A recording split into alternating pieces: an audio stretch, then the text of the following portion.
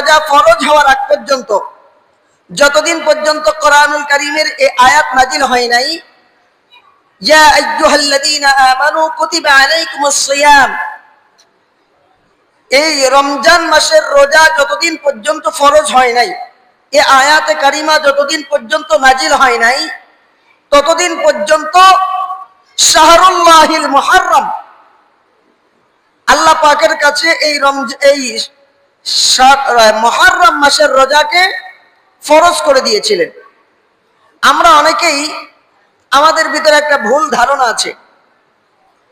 সেই ভুল ধারণাটা হচ্ছে এই মুহররম মাসের রোজা রাখা হয় যে হুসাইন রাদিয়াল্লাহু তাআলা আনহু শহীদ হয়েছেন কারবালার ময়দানে, অসংখ্য সাহাবা আজমাইনগণ শহীদ হয়েছেন, এজন্য মনে হয় এই মুহররম মাসের 10 তারিখে রোজা রাখতে হয়। না, এটা আমাদের ভুল ধারণা।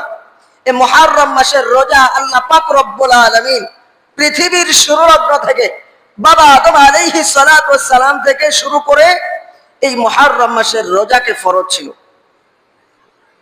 কিন্তু আমাদের ভিতরে ভুল ধারণাটা ঢুকে আছে, কেননা আমরা অন্ধ ভালোবাসার মুসলমান। আমরা জেনে শুনে ভালোবাসি না, আমরা অন্ধ ভালোবাসা। হুসাইন রাদিয়াল্লাহু তাআলা আনহু ভালোবাসায় আমরা পাগল করা হয়ে যায়।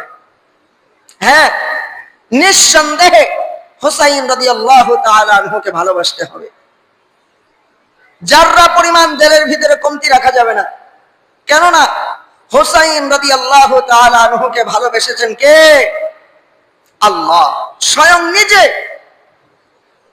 আল্লাহর হাবিব সাল্লাল্লাহু আলাইহি ওয়াসাল্লাম নামাজের সিজদায় অবনত হয়েছেন, নামাজের সিজদার ভিতরে চলে গেছেন।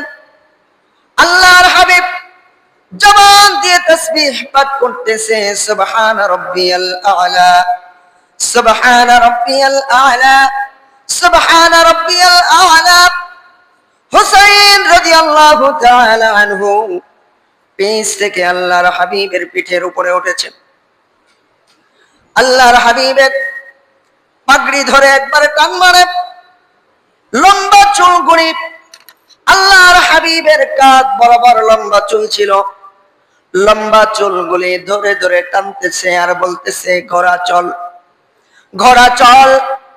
একবার চুল ধরে টানে, কান ধরে টানে, মাথার পাগড়ি ধরে টানে। আল্লাহর হাবিব আকা নামদার তাজদার মদিনা আহমদ মুস্তাফা মুহাম্মদুর রাসূলুল্লাহ সাল্লাল্লাহু আলাইহি ওয়াসাল্লাম একটু ইতস্ততা বোধ করলেন, বিরক্ত হচ্ছেন, সিজদা থেকে উঠতে পারতেছে না।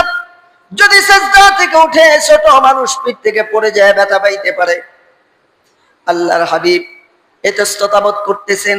এমন সময় আল্লাহ পাক রব্বুল আলামিন জিবরাইল আলাইহিস সালাতু ওয়াস সালামকে পাঠিয়ে দিলেন। ও জিবরাইল, যাও যাও যাও, আমার হাবিবকে জানিয়ে দাও, যতক্ষণ পর্যন্ত আমার হুসাইন আল্লাহর হাবিবের পিঠ থেকে না নামবে, ততক্ষণ পর্যন্ত আমার হাবিব যেন সিজদাটা লম্বা করে দেয়। এত ভালো আল্লাহ পাক রব্বুল আলামিন তাকে বেসেছেন। এমন হাজারো ঘটনা আল্লাহর হাবিব সাল্লাল্লাহু আলাইহি ওয়াসাল্লামের কলিজার টুকরা হুসাইন রাদিয়াল্লাহু তাআলা আনহুর বর্ণনা হয়েছে। নিঃসন্দেহে তাকে ভালোবাসতে হবে, তাকে মহব্বত করতে হবে, আওলাদে রাসূলের মহব্বত করতে হবে, সাহাবা আজমাইনের মহব্বত করতে হবে, এর ভিতরে কোনো সন্দেহ নাই। কিন্তু ভালোবাসার সীমা রাখতে হবে। ভালোবাসার সীমা যখন অতিক্রম হয়ে যাবে, এই সীমা অতিক্রম হয়ে যাওয়ার নাম হচ্ছে শিরক। ভালোবাসার সীমা রাখতে হবে। যখন আপনি সীমাটাকে ছাড়িয়ে অতিক্রম করবেন, তখন শিরকের ভিতরে চলে যাবে।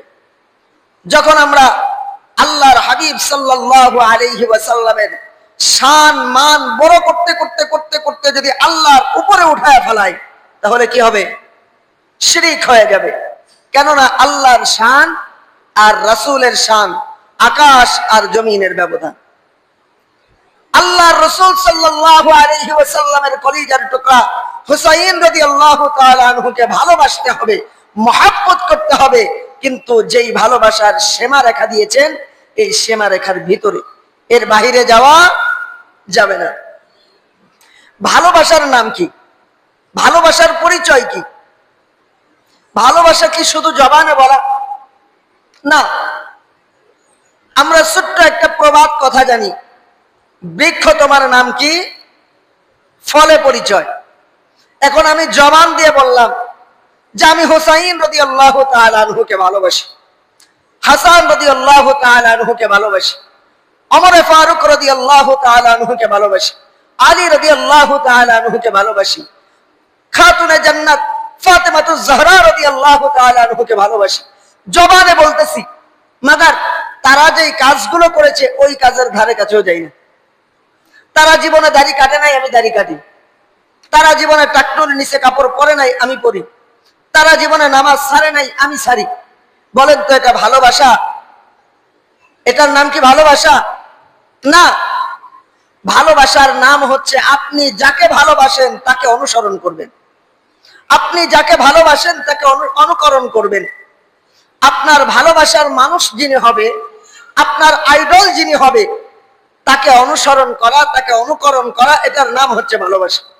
ভালোবাসা দেখছেন আমাদের যুবকদের ভিতরে, যে নেইমারকে ভালোবাসে ও নেইমারের মতো কাটিং দেয়, যে মেসিকে ভালোবাসে মেসির মতো কাটিং দেয়, এটার নাম হচ্ছে ভালোবাসা। তো আপনি যাকে ভালোবাসবেন তাকে অনুকরণ করতে হবে। আল্লাহর রাসূল সাল্লাল্লাহু আলাইহি ওয়াসাল্লামের কলিজার টুকরা হুসাইন রাদিয়াল্লাহু তাআলা আনহু সাথে সাথে আর অসংখ্য সাহাবা আজমাইন এই মুহররম মাসের 10 তারিখে কারবালার ময়দানে শহীদ হয়েছিলেন। এই কেচ্ছা, এই ইতিহাস, এই কাহিনী আমরা সকলেই জানি, শুনতে শুনতে আমাদের মুখস্থ হয়ে গেছে। আমি সেদিকে যাব না, কাহিনী বলার মতো সময় আমাদের হাতে নাই। কাহিনী আমরা সকলেই জানি। হুসাইন রাদিয়াল্লাহু তাআলা আনহুকে এজিদ চিঠি দিয়ে নিয়ে গেলেন, সেখানে শহীদ করলেন, পানি বিনায় তাকে মারলেন। এই কাহিনী আমরা সবাই জানি। আমার উদ্দেশ্য হচ্ছে যে আল্লাহ পাক রব্বুল আলামিন এই ঘটনা কেন ঘটাইলেন, আল্লাহ পাক রব্বুল আলামিন এর থেকে আমাদেরকে কি শিক্ষা নিতে বললেন, আর আমরা কি করি, এতটুকু বোঝাবো শুধু। আল্লাহর রাসূল সাল্লাল্লাহু আলাইহি ওয়াসাল্লাম দুনিয়া থেকে বিদায় নেওয়ার আগে আল্লাহর হাবিব সাল্লাল্লাহু আলাইহি ওয়াসাল্লামকে আল্লাহ তাআলা ইলানের মাধ্যমে, জিবরাইল আলাইহিস সালাতু ওয়াস সালামের মাধ্যমে জানিয়েছিলেন যে তার কলিজার টুকরা দুই নাতি কিভাবে মৃত্যুবরণ করবে, এজিদ তাদেরকে কিভাবে মারবে, এটা আল্লাহর রাসূল সাল্লাল্লাহু আলাইহি ওয়াসাল্লামকে জানিয়েছিলেন। এরপরেও কেন তারা এই কারবালার ময়দানে গেলেন, কিসের জন্য গেলেন, কি উদ্দেশ্যে গেলেন? আল্লাহ পাক রব্বুল আলামিন পবিত্র কোরআনুল কারীমের ভিতরে ইরশাদ করেন, ইন্নাদ দীনা ইনদাল্লাহিল ইসলাম, আমার সবথেকে মনোনীত ধর্মের নাম হচ্ছে ইসলাম, আমার সবথেকে প্রিয় ধর্মের নাম হচ্ছে ইসলাম। এই ইসলাম আপনি আর আমি আজকে যারা পালন করতেছি, নামাজ পড়তেছি, রোজা রাখতেছি, হজ করতেছি, যাকাত দিতেছি, ইচ্ছা হইলে জিকির করতেছি, তাসবিহ তাহলিল পাঠ করতেছি, মুসলমানের খাতায় নাম লিখতেছি, খুব সহজে খুব শান্তিতে ইসলাম ধর্ম পালন করতেছি। কিন্তু একটাবার নিজের দিমাগের কাছে প্রশ্ন করেন, একটাবার নিজের দিমাগের কাছে প্রশ্ন করে দেখেন, এই ইসলাম থেকে আপনার আমার পর্যন্ত পৌঁছে দেওয়ার জন্য, এই ইসলামটাকে আপনার আর আমার দ্বার পর্যন্ত পৌঁছে দেওয়ার জন্য আল্লাহ পাক রব্বুল আলামিনের অসংখ্য নবী রাসূলদের বুকের তাজা রক্ত জমিনে ঢেলে দিতে হয়েছে। এই ইসলামকে আপনার আমার পর্যন্ত পৌঁছে দেওয়ার জন্য অসংখ্য সাহাবা আজমাইনকে বুকের তাজা রক্ত জমিনে ঢেলে দিতে হয়েছে। সোয়া লক্ষ সাহাবা আজমাইনকে বুকের তাজা রক্ত জমিনে ঢেলে দিয়ে আপনার আমার পর্যন্ত ইসলামটাকে পৌঁছে দিতে হয়েছে। শুধু তাই নয়, কারবালার ময়দানে অসংখ্য সাহাবা আজমাইনের বুকের তাজা রক্ত ঢেলে দিতে হয়েছে।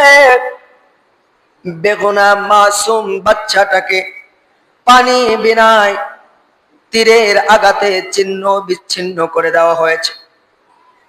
এই রক্তমাখা ইসলাম, বুকের তাজা রক্তের উপর দিয়ে যে ইসলাম আপনার আমার কাছে এসেছে, এই ইসলাম আজকে আপনার আমার সামনে বিলীন হয়ে যাচ্ছে। কিন্তু দুঃখজনক হলেও সত্য, আমরা নিজেরা প্রতিবাদ করি না। ওই ইসলামটাকে যারা বিলীন করার চেষ্টা করতেছে তাদেরকে নিজেরাও সে কাজ থেকে বিরত থাকি না, এবং তাদেরকে যে বিরত করব এই চিন্তাধারা আমার দিমাগের ভিতরে নাই।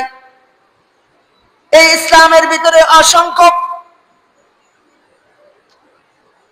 বেদাত ঢুকিয়ে ঢুকে ইসলামটাকে নিঃশেষ করে দেওয়ার চেষ্টা করতেছে, কিন্তু আমাদের দিমাগের ভিতরে যারা পরিমাণ কোনো চিন্তা নাই।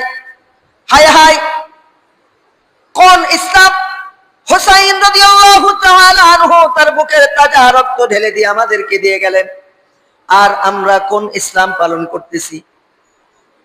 মুহররম মাসের 10 তারিখে হুসাইন রাদিয়াল্লাহু তাআলা আনহু কেন তার বুকের তাজা রক্ত ঢেলে দিলেন? তার বেগুনা মাসুম বাচ্চাটাকে কেন তীরের আঘাতে ঝাঁঝরা হতে হয়েছে? আমাদের ভিতরে কোনো চিন্তাধারা নাই। আমরা আছি মুহররম মাস যখন আসবে, রুটি হালুয়া বানাবো, সজ্ঞাতা পালন করব, তাজিয়া মিছিল বের করব, কালো পোশাক পরিধান করব, রাস্তা দিয়ে মিছিল করব। এটার জন্যই কি এই মুহররম মাস আল্লাহ তাআলা দান করেছেন? না না না, আল্লাহ পাক রব্বুল আলামিন এই মুহররম মাসে রবের পক্ষ থেকে শাহরুল্লাহিল মুহররম একটি রোজার হুকুম এসেছে। আল্লাহ পাক রব্বুল আলামিনের প্যারা হাবিব বলেন, আমি রবের কাছে আশা রাখি। আল্লাহর হাবিব বলেন, আমি রবের কাছে আশা রাখি যেই ব্যক্তি এই মুহররম মাসের একটি রোজা পালন করলো, আল্লাহ পাক রব্বুল আলামিন তার বিগত 1 বছরের तमाम জিন্দেগীর গুনাহ খাতা আল্লাহ তাআলা মাফ করে দিল। শুধু তাই নয়, আমি রবের কাছে আরো আশা রাখি, আগামী 1 বছরে যত গুনাহ করবে সমস্ত গুনাহ খাতা আল্লাহ তাআলা মাফ করে দিবে। তবে হাদিসের শেষ অংশে আল্লাহর হাবিব বলেন, আখালিফু ফীহিল ইয়াহুদা ওয়াসুমু, যে তোমরা এই মুহররম মাসের রোজাটাকে ইহুদিদের সাথে সাংঘর্ষিক বানিয়ে নাও। কেননা এই মুহররম মাসের 10 তারিখে ইহুদিরা একটা রোজা রাখে। তোমরা ইহুদিদেরকে অনুসরণ করো না। তোমরা মুহররম মাসের 10 তারিখের আগের দিন একটা এবং পরের দিন একটা, পারলে 10 তারিখ এর আগের 9 তারিখ এবং পরের 11 তারিখ 3টা রোজা রাখার চেষ্টা করো। আল্লাহ পাক রব্বুল আলামিন তোমাদের জীবনের পিছনের 1 বছর এবং অগ্রিম 1 বছর 2 বছরের तमाम জিন্দেগীর গুনাহ খাতা আল্লাহ তাআলা মাফ করে দিবে। আল্লাহু আকবার কাবীরা। এই মুহররম মাস আমাদের সামনে যখন আসে, মুহররম মাস আমাদের সামনে আসলে আমাদের ভিতরে কিছু কুপ্রথা দেখা যায়, যেগুলো ইসলামের ভিতরে বিন্দু পরিমাণ নাই। বিশেষ করে আমাদের মানিকগঞ্জের ভিতরে সব থেকে বেশি। খেয়াল করে শুনবেন। 1 নম্বরে, মুহররম মাস যখন আমাদের মাঝে আসে তখন আমাদের এই মানিকগঞ্জ জেলার ভিতরে বিশেষ করে দেখা যায় তাজিয়া মিছিল বের হয়। হয় কিনা? তাজিয়া মিছিল বের হয় কিনা? হয়। সজ্ঞাতা পাঠ করা হয়। যারা বাংলা পড়তে পারেন, খুতবাটা এখানে থাকবে। আপনারা বিকেল বেলা বা যে কোনো সময় খুতবাটা বের করে 40 নম্বর খুতবাটা বের করবেন।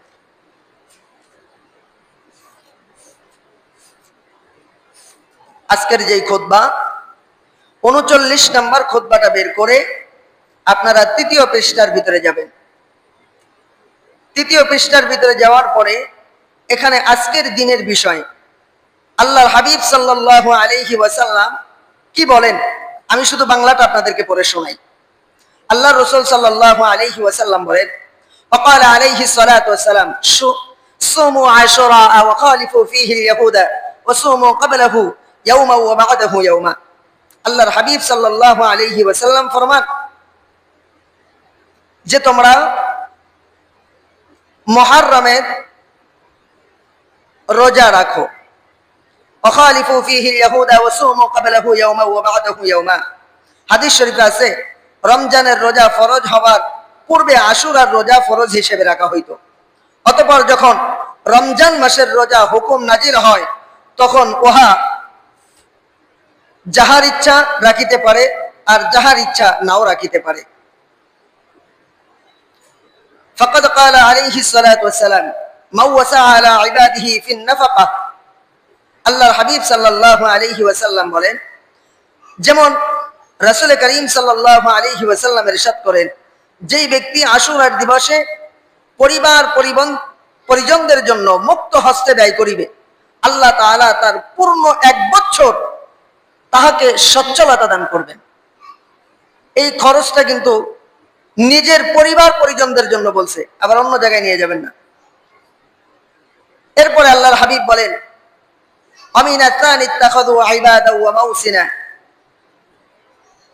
নিষিদ্ধ কাজগুলোর ভিতরে ওই দিনের উৎসব বা মেলার আয়োজন করা,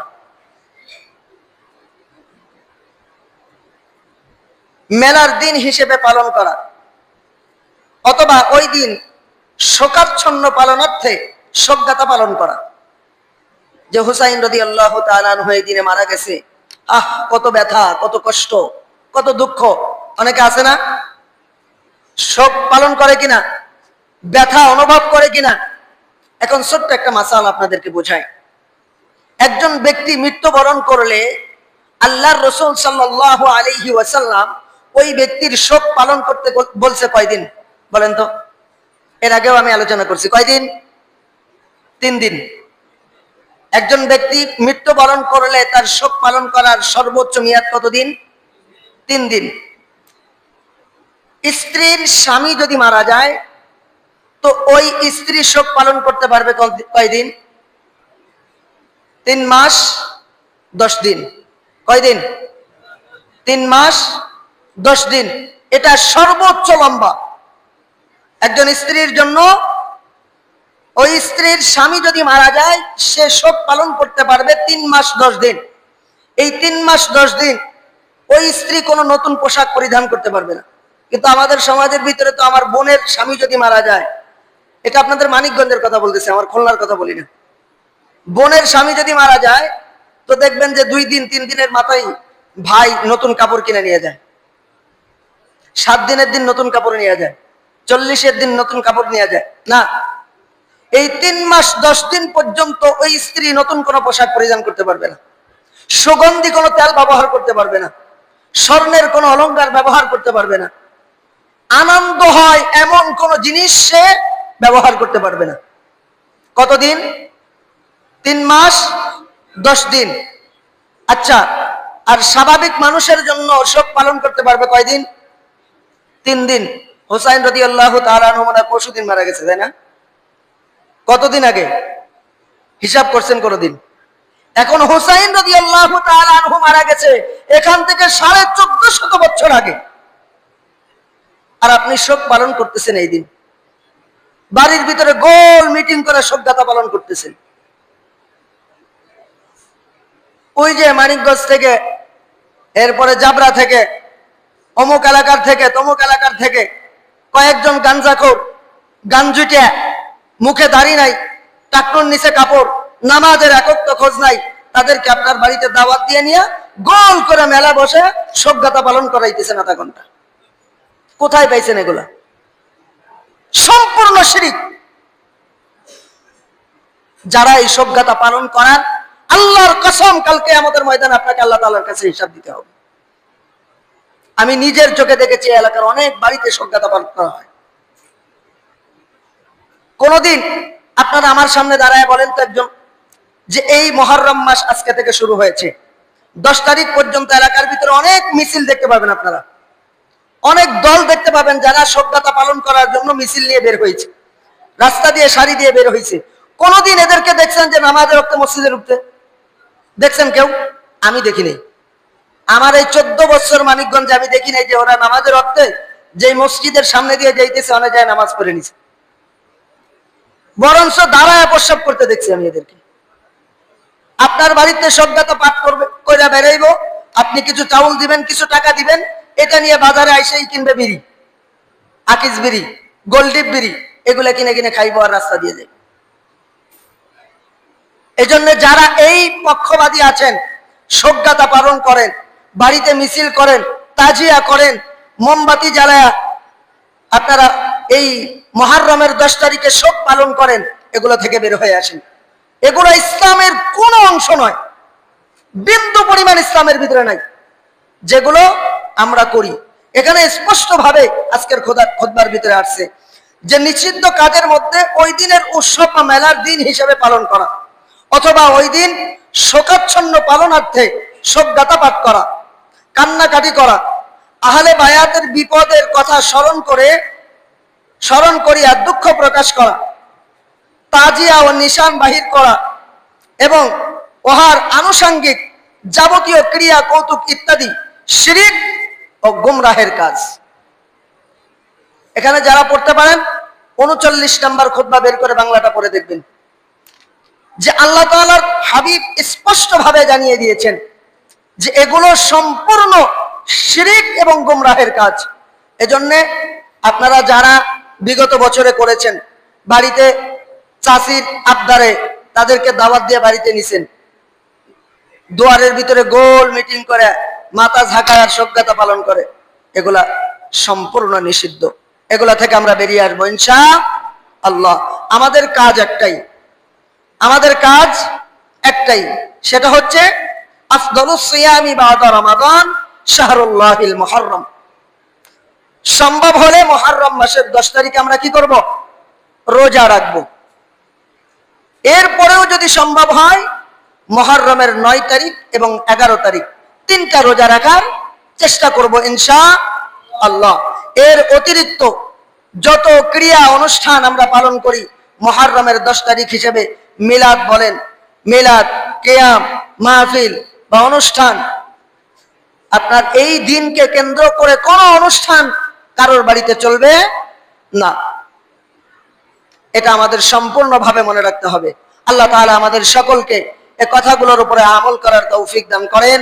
সকলে বলি আল্লাহুম্মা আমিন, আল্লাহুম্মা আমিন, আল্লাহুম্মা আমিন। ওয়া আখিরু দাওয়ানা আলহামদুলিল্লাহি রাব্বিল আলামিন। আমি মাইকটা অফ করে দিলাম, 1 মিনিট কথা বলবো।